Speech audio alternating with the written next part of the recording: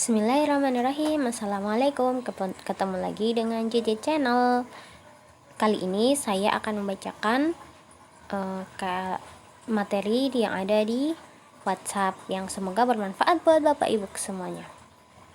Anak-anak yang mati rasa oleh Muhammad Fauzil Adim. Kelak akan tiba masanya seperti yang dikabarkan oleh Rasulullah SAW. Orang tua berpayah-payah mendidik anak, tetapi anaknya memperlakukan emaknya seperti tuan memperlakukan budaknya. Dan aku takut peristiwa itu akan terjadi di masa ini. Masa ketika anak-anak tak mengenal pekerjaan rumah tangga dan pesantren maupun sekolah-sekolah berasrama lainnya. Tak lagi menjadi tempat bagi anak untuk belajar tentang kehidupan. Anak-anak itu belajar tetapi hanya mengisi otaknya dari pengetahuan yang dapat diperoleh dari Google.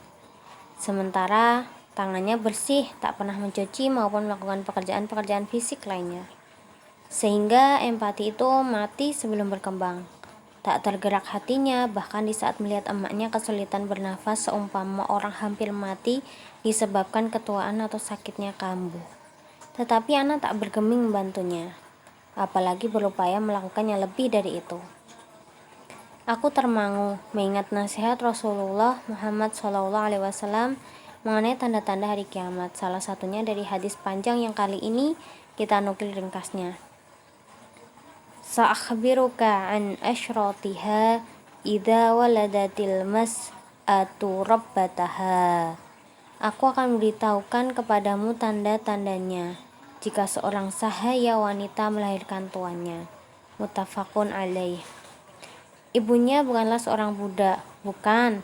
Ibunya orang merdeka, tetapi anak-anak itu tak tersentuh hatinya untuk cepat tanggap membantu ibunya. Padahal membantu saat diminta adalah takaran minimal bakti kepada orang tua. Takaran di atas itu tanpa diminta pun ia sudah tergerak membantu. Dan di atasnya lagi masih bertingkat-tingkat kebaikan maupun kepekaan seorang anak terhadap kebaikan apa yang sepatutnya ia perbuat terhadap kedua orang tuanya. Ada yang perlu kita renungi, ada air mata yang perlu mengalir, menandahkan tangan mendoakan anak-anak dan keturunan kita, menangisi dosa-dosa, berusaha memperbaiki diri dan tetap tidak meninggalkan nasihat bagi anak kita, karena ini adalah haknya. Nasihat, ia adalah kewajiban kita untuk memberikannya meskipun mereka tak memintanya. Kitalah yang harus tahu kapan saat tepat memberikan nasihat, sebab semakin memerlukan nasihat justru kerap kali semakin merasa tak memerlukan nasihat. Hari ini betapa banyak anak yang di sekolah berasrama tak diajari mengurusi kehidupan pribadinya karena makanannya siap saji setiap waktu makan, hanya perlu berbaris untuk mengambilnya. Sedangkan pakaian pun tak perlu ia menyempatkan waktu mengatur jadwal agar bersih saat mau digunakan.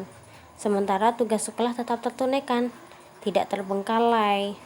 Maka di saat mereka pulang kita perlu melatih tangan dan juga hatinya agar tanggap, bukan menyerahkan begitu saja kepada pembantu. Tampaknya ini hanya urusan pekerjaan rumah tangga yang sepele, tetapi di dalamnya ada kecakapan mengelola diri, mengatur waktu, dan lebih penting lagi adalah empati. Apakah tidak boleh kita menggembirakan mereka dengan sajian istimewa saat mereka pulang dari pesantren? Boleh, sangat boleh. Tetapi hendaklah kita tidak merampas kesempatan mereka untuk belajar mengenal pekerjaan rumah tangga, menghidupkan empati, dan mengasah kepekaannya membantu orang tua. Liburan adalah saat tepat belajar kehidupan, bukan saat untuk libur menjadi orang baik sehingga seluruh kebaikan yang telah biasa mereka jalani di sekolah sirna saat liburan tiba. Mereka seperti raja untuk sementara sebelum kembali ke penjara suci. Diam-diam saya teringat konon di sebuah sekolah bernama Eton College semacam mu'alimin di Inggris, tempat anaknya raja maupun anak orang sangat kaya bersekolah. Para siswa diharuskan mencuci dan menyetrika bajunya sendiri, bukan bayar laundry. Ini bukan karena orang tua mereka fakir miskin, bukan, tetapi karena dalam urusan sederhana itu ada kebaikan yang sangat besar bagi kehidupan mereka di masa yang akan datang, termasuk dalam hal kepemimpinan. Mereka menjadi lebih peka tentang apa yang seharusnya dilakukan saat menjadi pemimpin perusahaan, termasuk dalam mengelola waktu.